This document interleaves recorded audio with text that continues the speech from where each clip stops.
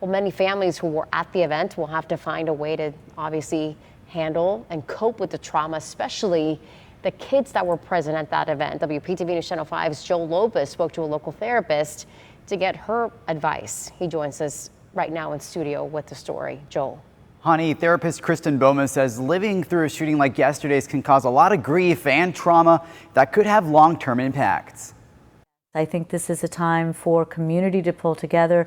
This is where it takes a community to raise a child. A 9-year-old from Fort Pierce is without a mother tonight after she was shot and killed while they were celebrating Martin Luther King Day on Monday. This was an unknown. They thought they were at a park having a great, MLK day when all of a sudden, gunshots rang out.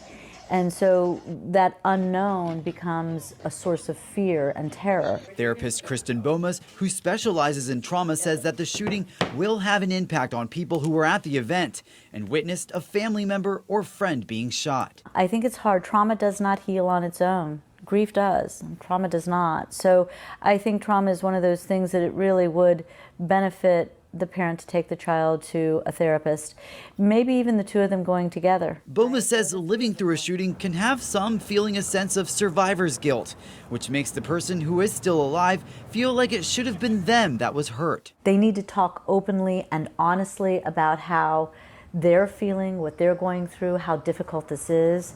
They want to come up with a positive way to talk about death and a way to look at this loss and this trauma from a place of healing rather than getting stuck in the anger. Bomas says experiencing flashbacks, nightmares, and changes in behavior are all signs of trauma, especially for some children, and urges families to establish a support system or seek professional help from a therapist or a counselor. We're here to help you really understand what you're going through and understand how to do the healing instead of the suffering.